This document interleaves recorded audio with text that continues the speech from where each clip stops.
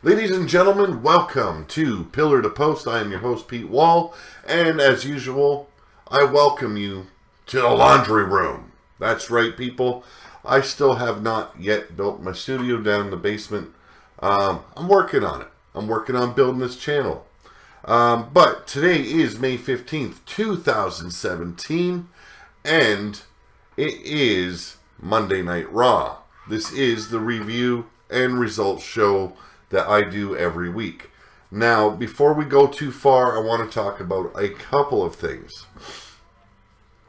I'm not sure if I will be able to do a SmackDown review tomorrow night. I go in tomorrow morning for surgery. It is a minor surgery, but a surgery nonetheless. So I don't know how I'm going to be feeling tomorrow night.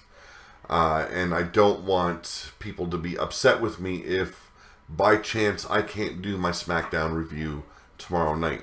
If I can't do it tomorrow night, it will be done Wednesday morning, and then I will do NXT review as usual. But I just wanted to warn you, that way no one is upset and I don't lose followers because my reviews aren't up there as they should be. Also, need to talk about my sponsor. Today's podcast is brought to you by Audible. Get a free audiobook download and 30-day free trial at www.audibletrial.com/pillar to post. Now, over 180 titles are there to choose from for your iPhone, Android, Kindle, or MP3 player. And let me tell you, people, there are a ton of audiobooks to choose from, a ton of genres to choose from. Your options are not limited. If you can think about it, they probably have it. So please check them out and help support the show in that way. As well as, check out my Patreon as well. I'm going to start uploading there again as well. So please check that out. You can pledge as low as $1 a month. And the higher you go up, the bigger the prizes are. So check it out. Make sure, if you want to help a guy out, please do. Moving on to tonight's show. I'm going to tell you the three things that really stuck out to me tonight. Roman Reigns versus Finn Balor. Great match. Goldust dropping the dead weight that is R-Truth. Great moments.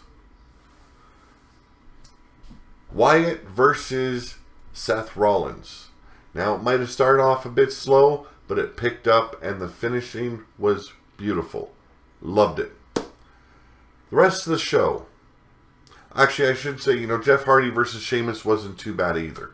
But the rest of the show, I don't know, people. I don't know. I know you cannot put on a grade A show every week. But when is the last time we have seen a grade B or grade A show from Raw? Or SmackDown for that matter. I think it's time that they stepped up things a little bit. Start worrying a little bit more about storylines and the way things work. Cut out so many pay-per-views for the year because, frankly, it's not needed. Yes, you have the brand split. Each brand needs their pay-per-views, but does it really need to be every month? Really? To me, it does not. Start every 2 months. Let your stories build and brew and excite us again, because frankly, it's just not working. Now, tonight, we had a few good matches. Does that equate to a whole show kind of sucking because of that? Not because we had some good matches, but the rest of the show sucked. And some of the announcements for Extreme Rules, I just kind of wrinkled my eyebrow a little bit. It was like, kendo stick on a pole match. Really? Couldn't you just make it? Just make it an Extreme Rules match for these women. Everyone knows when it comes to a whatever is hanging off the pole match, usually it can usually be the face grabbing that object and it'll be the heel that uses it on the face. Usually what happens. 90% of the time. I don't mind the Fatal 5-Way. I truly don't. I think it'll probably be a pretty good match, but I think it's a little bit too chaotic. You know, it doesn't speak creativeness to me. It doesn't speak a whole lot to me. I know they're trying to build something up, but there's better ways to do it. Better ways to do it. Now, we had Kurt Angle come out at the top of the show. He made the announcement, said that basically he doesn't want to give the number one contendership away to anybody. It should be earned. And I figured, okay, good. You know, we'll see, you know, a couple of good matches out of this, and we'll get a number one contender. But it ended up being him saying that Seth Rollins, Samoa Joe, Bray Wyatt, Roman Reigns, and Finn Balor were going to be thrown in this Fatal 5-Way. And then we had each guy come out as Kurt Angle was about to leave. They all threw their point across and said, you know, basically they were entitled and this is what was going to happen, blah, blah, blah. It wasn't a bad opening segment. It's very predictable. Especially once the announcement's made that it's a Fatal 5-Way. You know every one of them sons of bitches is coming out. And there goes like good 20 minutes of the show. 20 minutes that could have probably been used for a very good tag team match that we did not see tonight. We were told there was going to be a tag team match, and that didn't work out in any kind of way. But, you know, it is what it is. It's Monday Night Raw, so what do you expect? You know, start getting bleach enemas. I think that's what's called for at this point. Bleach enemas. We're done drinking the bleach. Now it's time to just get it shot right up our ass and clean out our innards for good. Because that's what Monday Night Raw is turning into.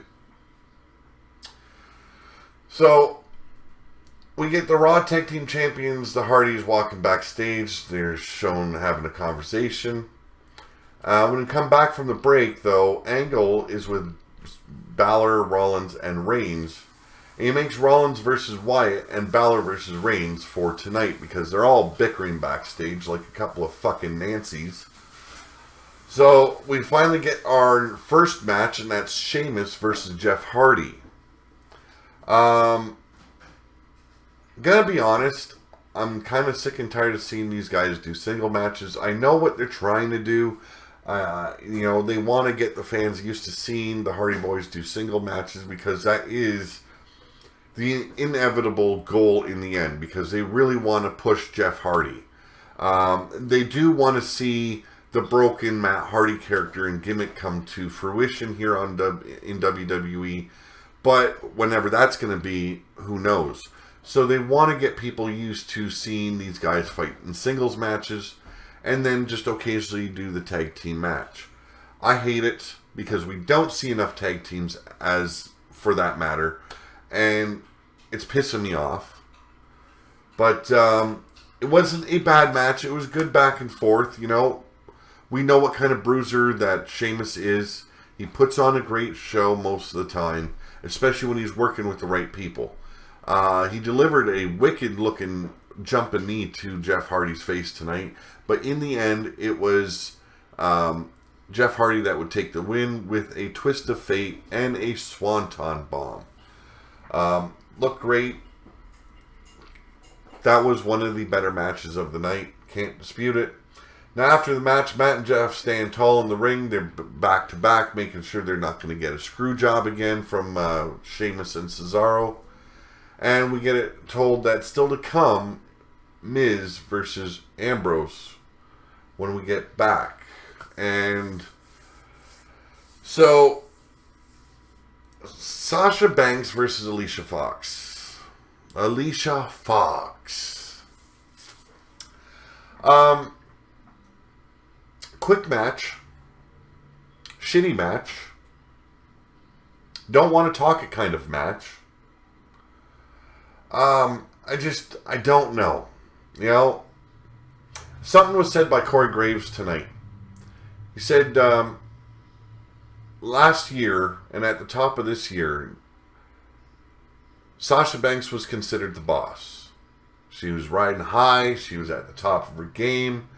Lately, though, she seems to have lost her edge. She no longer seems to be considered the boss, and I do have to agree with that. Now, some people might dump on me for this, but in the end, this was not a very good match. Not a very good match at all. I don't want to waste my time talking about it. Alicia Fox is your winner. And after the match, Noam Dar comes into the ring to celebrate with Alicia. And that's it. Let's see, up next, we've got the WWE Intercontinental title match, The Miz versus Dean Ambrose. And frankly, I have seen this match over and over and over again. What were they going to do different here? Absolutely nothing. So you know what they decided to do? Let Dean Ambrose, the laziest motherfucker in that ring, retain the title via DQ by kicking The Miz in the nads. There you go. Seriously, there is nothing we didn't see in this match that we haven't seen before out of these two. They didn't change things up. They didn't do anything. Now, Miz did try and go for the low blow first.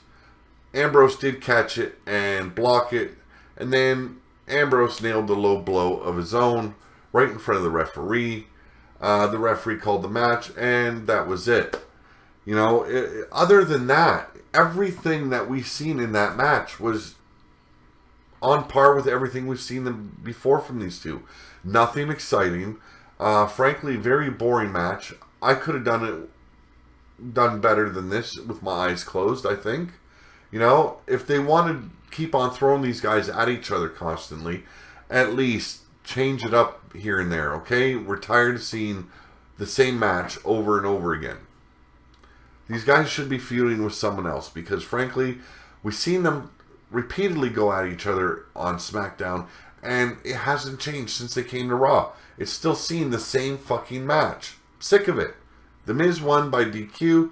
After the match, Miz retreats to the floor as Maurice checks on him.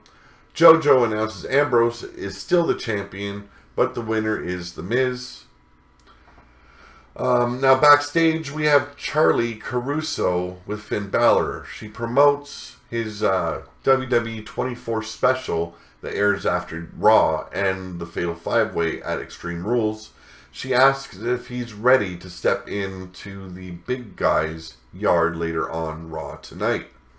Balor says Reigns may be the big dog, but Balor has a whole world of heart. He goes on and says this may be Reigns' yard, but this is his universe. So we go to the ring. We got JoJo, who introduces Raw Women's Champion Alexa Bliss after the commercial break.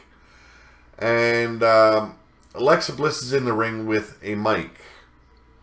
She starts ripping into the people of Newark. She says they're all failures, but tonight they will finally get to see a winner. The first superstar to win both the Raw and SmackDown Women's titles, and the only goddess of WWE. She goes on to get the what treatment, and Bayley's music interrupts her, and out comes Bayley. And Bayley announces that she's getting her rematch at Extreme Rules pay-per-view. Bliss runs her down and says her moment in the sun is over. She goes on to tell Bayley to sit at the kiddie table where she belongs and leave the titles to the adults. I'm starting to agree with that as well.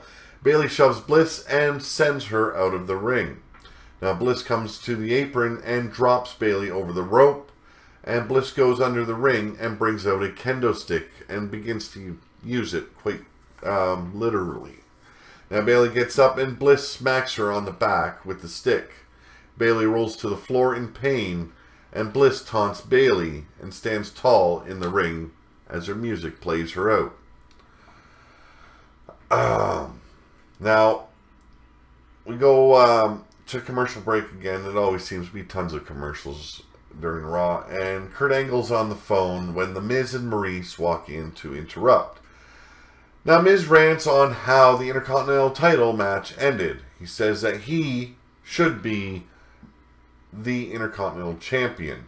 Angles makes Miz versus Ambrose at Extreme Rules. Miz says that's not good enough. He wants a match where the title can change hands on a DQ. Angle says consider it done, but Miz needs to watch his tone with Angle.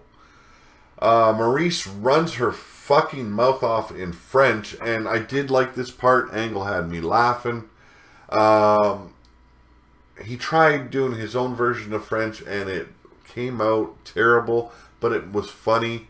Elias Sampson all of a sudden came into the scene playing his guitar and basically disgusted Miz and Maurice to the point where thankfully they left the camera, and Angle turned around and asked Elias Sampson if he could help him, and Elias Sampson simply turned around and walked out.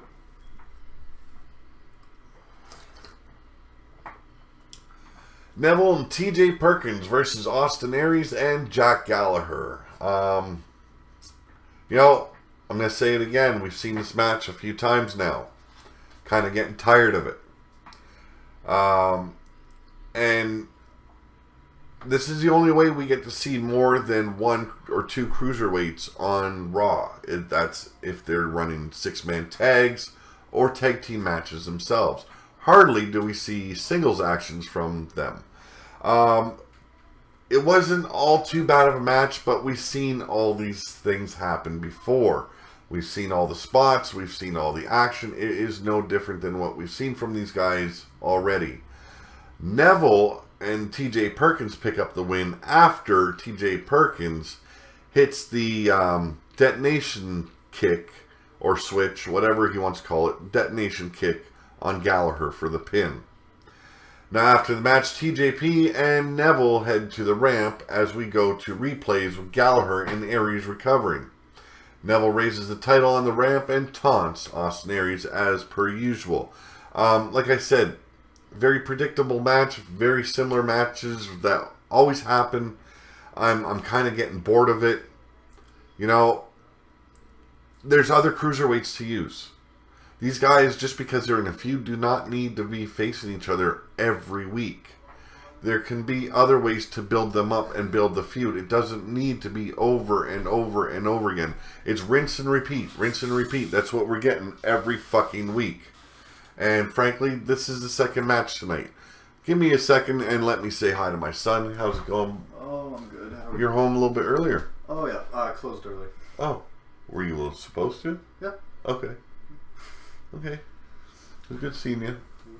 I'll talk to you in a bit. Yeah. Excuse me for the interruption, but when it comes to my son, he was working late again. I'm going to stop and I'm going to say hi. I'm not going to pause because I'm not that type of guy.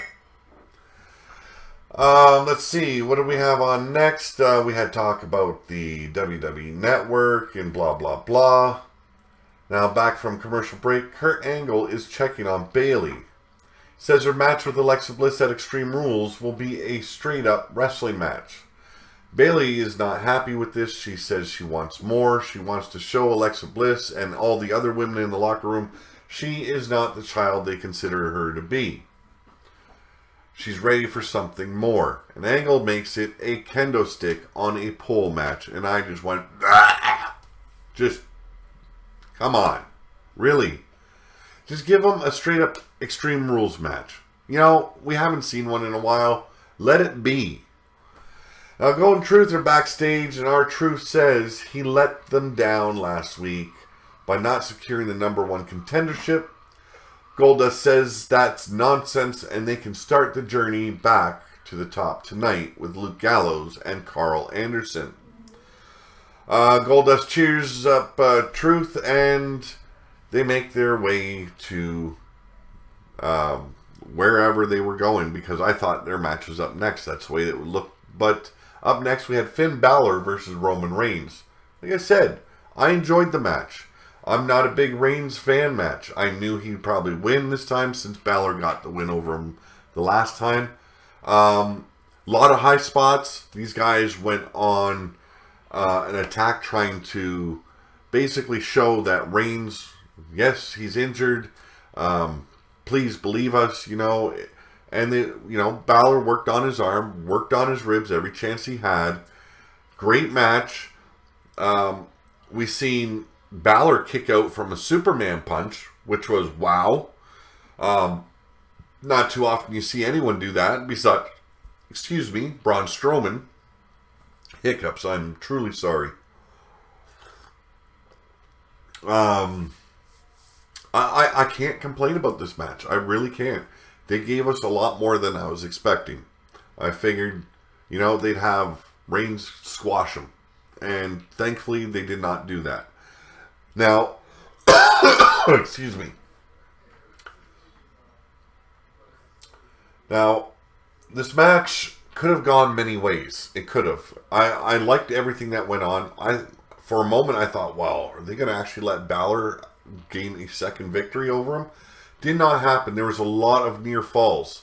There's Superman punches. There was spears, sling blades. That missile drop kick into the corner that Balor loves to do. We've seen, what does he call it? The drive-by. Roman Reigns do the drive-by, sending Balor's back straight into the ring post.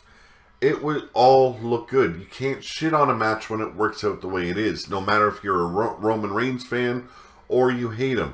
That match was a good one. I'm not going to say it was the greatest match ever, but it was entertaining as fuck, and it's better than what we usually get on Monday Night Raw. So your winner is Roman Reigns after he finally hit a spear that actually put out Finn Balor. Now, let's see.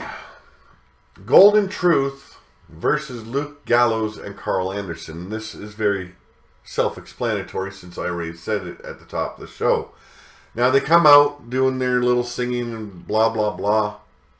And as they're waiting for their opponents, R-Truth is he's facing the fans. He's, posturing and trying to get the fans worked up. Out of the blue, Goldust nails him in the back of the head with a forearm. And all of a sudden, we get this huge chant, "Thank you, Goldust." I was shocked. I figured they'd probably dump on him, but no. They were all for it. The first time ever I've seen a heel turn go in the favor of the fans. So, R-Truth Goldust worked over R-Truth big time. Got to the point where the referees were begging Goldust to stop. They went to the outside to the floor. R-Truth got thrown to the barricade a few times. Got some fists laid into him.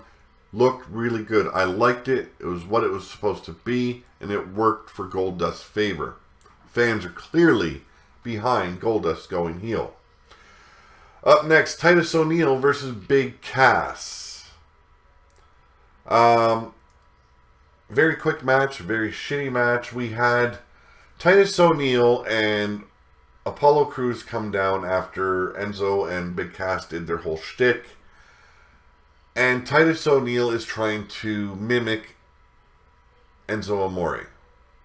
It sounded pathetic. It sounded like shit. And he fucked up his own lines to the point where he was repeating himself constantly, trying to get himself back on track. Titus O'Neil needs to go back to either scrubbing toilets for WWE or working the catering truck, because frankly, he sucks on the mic, and it even looked like Apollo Crews was embarrassed. Now, at the beginning of this match, it looked like Titus O'Neil had the upper hand on Big Cass.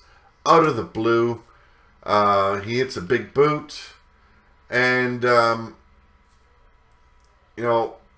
was it. Big Cass took the win. Now after the match, Enzo celebrated with Cass while Crews was checking on Titus.